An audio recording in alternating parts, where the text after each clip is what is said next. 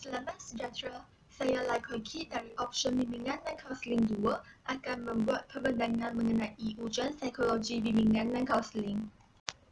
Ujian psikologi yang digunakan dalam bimbingan dan kaunseling adalah untuk mengumpul maklumat tentang individu yang boleh membantu dalam pemahaman diri, pembangunan peribadi dan perancangan kerjaya.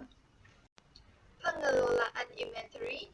Sebelum melaksanakan inventory, kaunselor perlulah menyediakan inventory untuk dilaksanakan. Laras bahasa ujian yang sesuai mengikuti tahap kognitif murid adalah diperlukan dan seterusnya pemilihan tempat yang kondusif.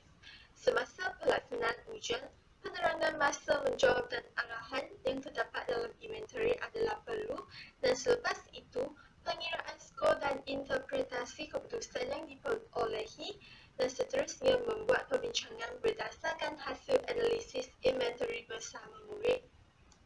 Terdapat 3 jenis ujian psikologi iaitu ujian personaliti, ujian minat dan nilai kerjaya dan ujian pencapaian dan ujian kecerdasan. Yang pertama, ujian personaliti merupakan alat penilaian yang digunakan untuk memahami ciri-ciri personaliti seseorang.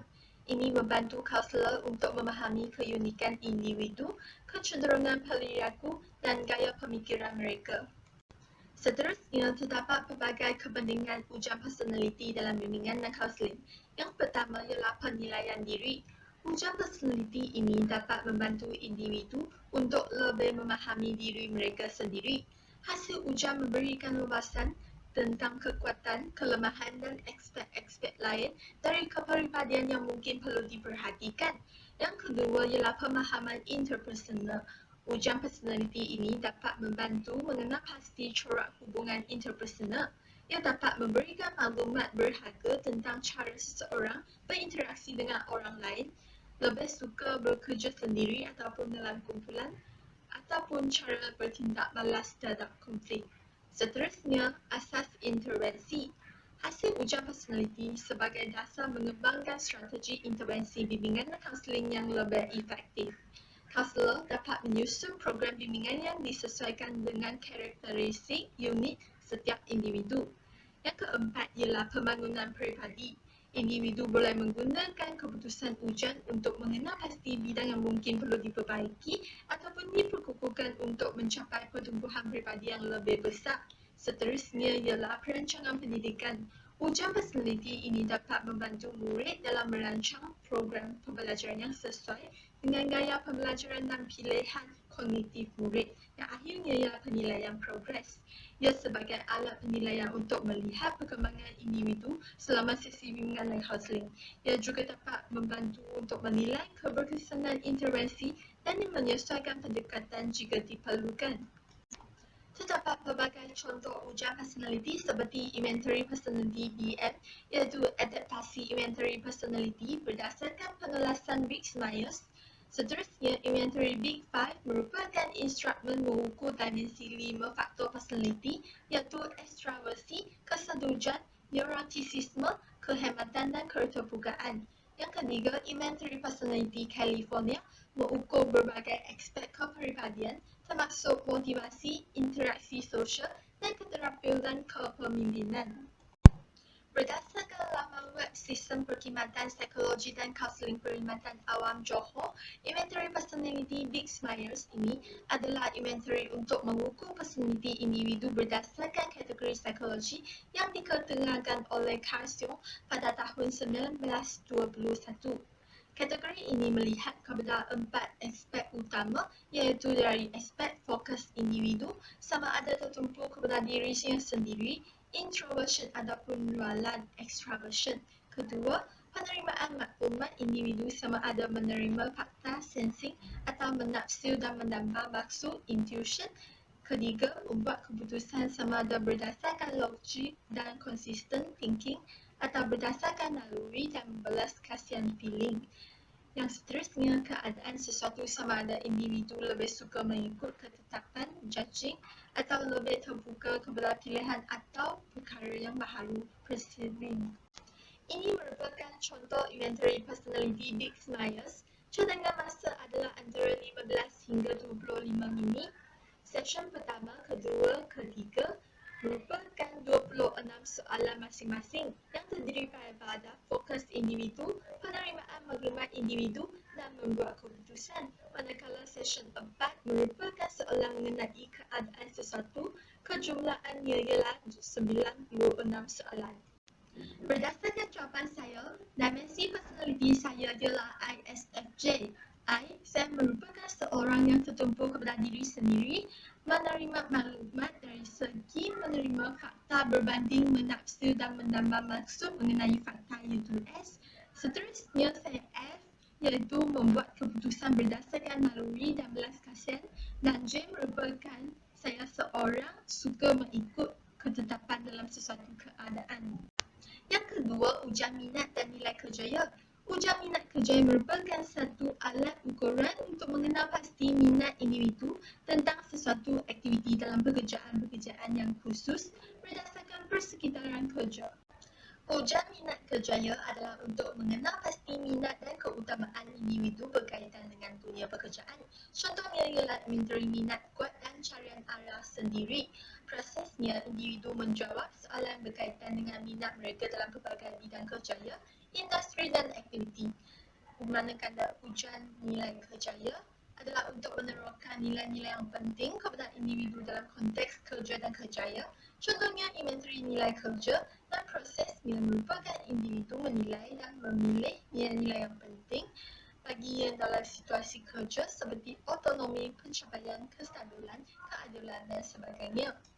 Antaranya contoh ujian minat dan nilai kerjaya ialah Kudu Preference Records Vocationals, Vocationals Preference Inventory, Minnesota Vocational Interest Inventory, Ohio Vocational Interest Quiz, Rowell Miller Interest Bank, dan akhirnya Western Michigan University Vocational Interest Questionnaire. Seterusnya, saya akan menerangkan inventory minat kerjaya Self-Directed Search SDS yang dikemukakan oleh John Lewis Holland. Ia dapat mengukur minat kerjaya atau jenis personaliti seseorang. Langkah-langkah pelaksanaan ujian ini bermula dari penerangan jenis borang, bilangan soalan dan pengiraan markah jumlah. Dan seterusnya menerangkan mengenai tujuan mengukur minat kerjaya berdasarkan personaliti murid, peraturan jawapan pertama yang terlintas di fikiran diambil dan aspek lain iaitu kejujuran. Ini merupakan borang inventory minat kerjaya John Lewis Holland yang mengandungi 6 skala pengukuran iaitu realistik, investigatif, artistik, social, enterprising dan konvensional. Berdasarkan 3 kod mata Holland, pilihlah 3 jumlah skor yang tertinggi untuk mengenal pasti kecenderungan kerjaya.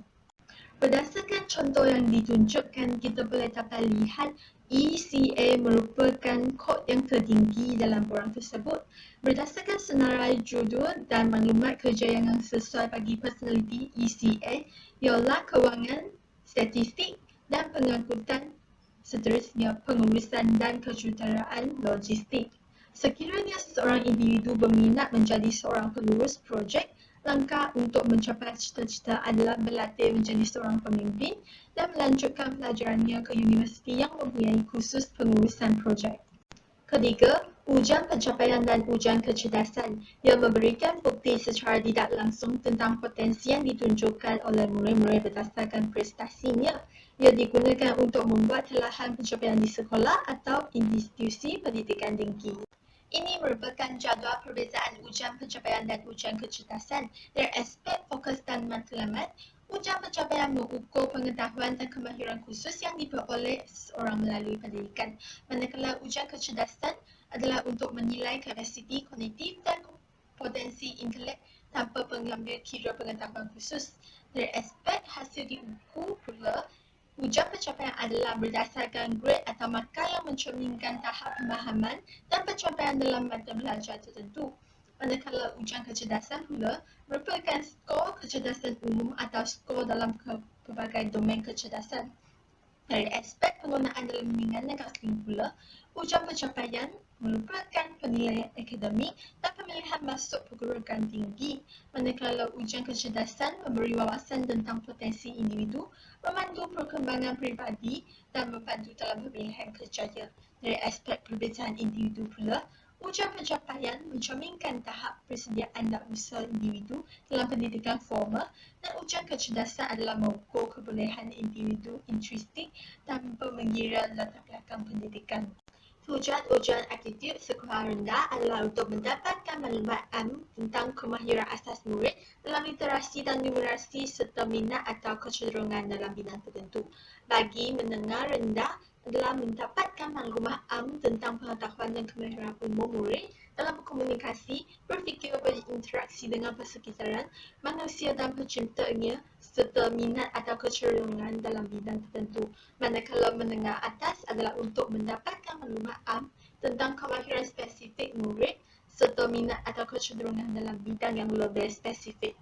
Ini merupakan contoh soalan ujian aptitud. Jenis yang pertama, lisan, iaitu memahamkan ayat. Kedua, numerika, menguasai nombor. Ketiga, dari perspektif 2D, iaitu menganalisis simbol atau bentuk dua dimensi.